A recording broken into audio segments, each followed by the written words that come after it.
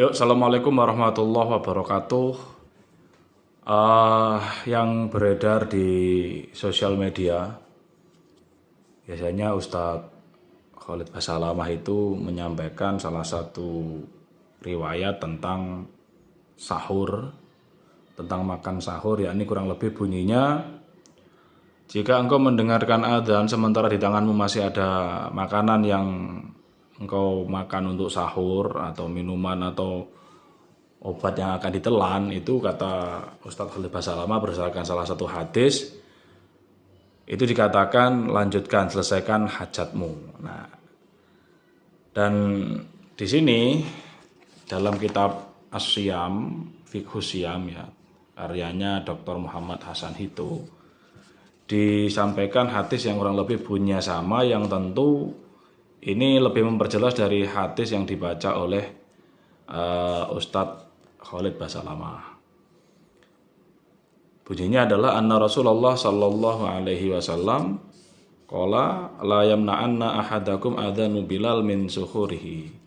Jangan sampai adzan Bilal itu mencegah salah satu di antara kalian untuk melaksanakan sahur. Fa innahu yu'adzinu, karena Bilal itu adzan au qala yunadi dalam redaksi lain, bilailin adzan di waktu malam, liyarji'a qaimakum, supaya orang yang begadang itu pulang, wa yuqidha naimakum, untuk membangunkan orang-orang yang tidur, walaisal fajru ayyakula hakadha, dan itu bukanlah fajar. Nah, wa jama'a badurwat kafaihi hatta yakula hada wa mada asbu'aihi asbabat. Ini kurang paham ini ya. Dalam hadis lain disebutkan inna bilalan yu'adzinu bilailin fakulu washrabu hatta yunadiya ibnu Ummi Maktum, bahwa sahabat Bilal itu adzan di waktu malam. Nah, di waktu itu makanlah dan minumlah. Kenapa? Karena itu masih belum fajar. Waktunya kapan? Hatta yunadiya ibnu Ummi Maktum, sampai yang adzan itu adalah Abdullah bin Ummi Maktum kalau nggak salah ya namanya. Wa fi riwayatin anha an ibnu Umar, ada riwayat lain lagi, anna Bilalan kana yu'adzinu bilailin faqala Rasulullah sallallahu alaihi wasallam kulu washrabu hatta yu'adzina ibnu Ummi Maktum fa innahu la yu'adzinu hatta yatlu'a al-fajru. Nah, bahwa Bilal, sahabat Bilal itu adzan di waktu malam. Kanjeng Nabi bersabda, makan dan minumlah sebelum Ibnu Ummi Maktum mengumandangkan adzan. Kenapa? Karena Ibnu Ummi Maktum itu tidak akan adzan kecuali sudah masuk waktu fajar. Nah, jadi hadis-hadis ini termasuk di bawahnya ini ya. Fahadhil ahadits kulluha sahihatun sharihatun fi wujubil imtina' anit ta'am bisama innida ilis sholat.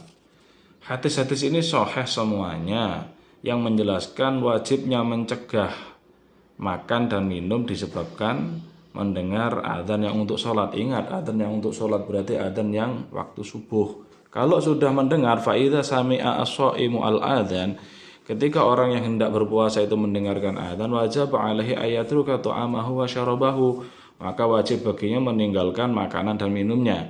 Fa in istamarra fi ta'amihi fa huwa mufattirun atau fa huwa muftirun. Ketika dia meneruskan makanannya, maka dia membatalkan puasa. Wa yalzamu ma yalzamu muftir min al-ahkam allati sanadkuruha insyaallah. Nah, namun dia tetap memiliki kewajiban apa yang diwajibkan bagi orang yang muftir, artinya dia tidak puasa, dari hukum-hukum yang akan disebutkan nanti insyaallah. Nah, wa in kana fi famihi luqmatu ta'amin, luqmatu ta'amin ya. Kalau di mulutnya ada bahasa Jawanya sakpuluk, sesuap nasi, sesuap makanan, fa innahu la yajuzu lahu ayyabta li'aha, maka sesungguhnya tidak boleh baginya untuk menelannya. Au jur'atu ma'in, atau ada seteguk air, fa innahu la yajuzu lahu ayyusigha, maka dia tidak boleh juga menelannya. Bal yajibu alaihi ayyakdzifaha, maka dia wajib memuntahkannya. Wa illa u'tubira muftiron. Ketika dia tidak demikian, artinya ditelan atau kemudian diminum, maka dia terbilang sebagai orang yang tidak berpuasa. Falyatanabahil muslimun lihada, maka hendaknya orang-orang Islam perlu mengingat ini ya. Wal yahrusu ala dzalik, wal yahrusu alaihi, dan hendaknya dia menjaga ya. Jadi jangan sampai menggunakan pemahamannya beliau Ustadz Khalid Basalamah bahwa ketika sudah adzan suruh lanjut makan itu salah ya, karena yang dimaksud dalam adzan dalam hadis itu adalah adzannya Bilal di waktu malam, bukan adzannya Ibnu Ummi Maktum di waktu fajar. Sehingga ketika mendengar suara adzan, apalagi di Indonesia ini kan adzannya kan tidak mesti tepat waktu kan ya, tidak mesti tepat waktu, kadang-kadang sudah masuk waktu tapi adzannya masih 1-2 menit setelahnya, mungkin karena yang adzan itu menyelesaikan sahur dulu, kemudian terus mepet, kemudian akhirnya dia wudhu dulu dan seterusnya, jalan ke masjid, baru adzan. Nah, kadang-kadang seperti itu. Nah, sehingga lebih tepatnya adalah sekarang ada waktu yang sifatnya itu online ya, waktu yang sifatnya online dan on time. Jelas di situ waktu subuhnya kapan. Usahakan paling tidak 1 detik sebelum masuk waktu subuh itu kita sudah bersih dari makanan, kita sudah menahan diri dari makan gitu. Masalah waktu imsak itu hanya penanda bahwa akan sebentar lagi akan masuk subuh, supaya segera diselesaikan sahurnya. Demikian, terima kasih, semoga bermanfaat.